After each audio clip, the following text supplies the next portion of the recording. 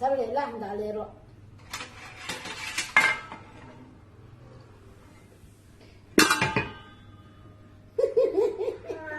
atla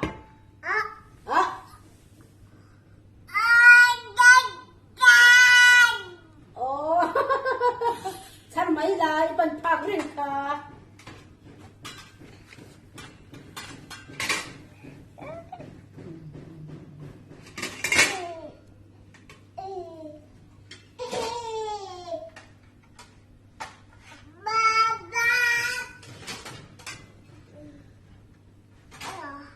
là hình thành đó mì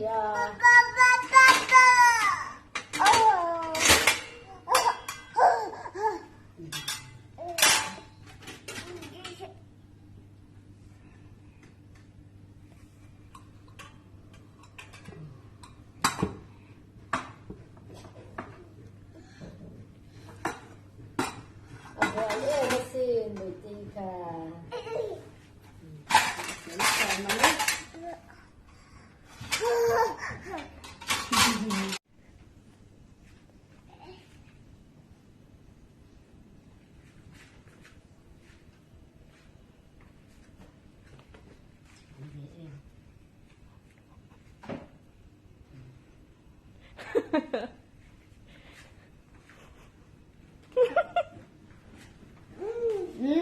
khen ta chạ mấy nè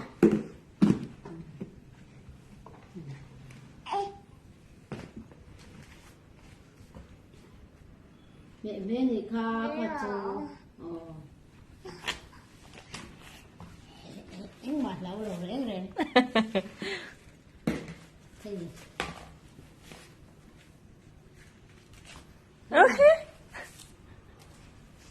xin hỏi sẽ đi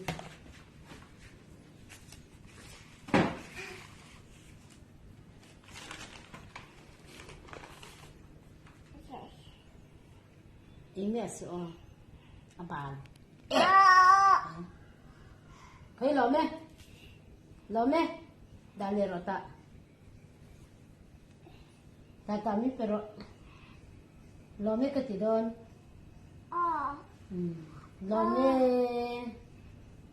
lo mẹ tao khơi pele rồi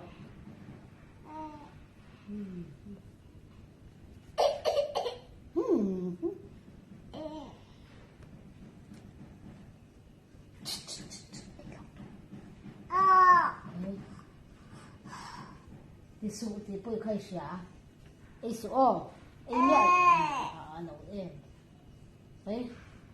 đi bộ nấu bằng những ấy nhắm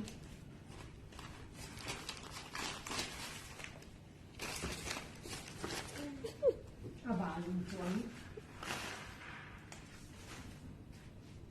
khai cho tí tá rồi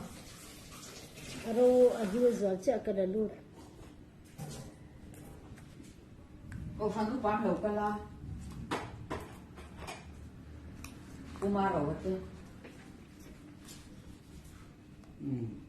thế làm là rồi rồi liam luôn bị lâu là đầu cái Đúng là đâu mình mua. đầu cái chả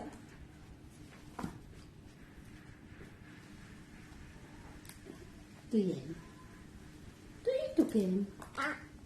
tùy mòn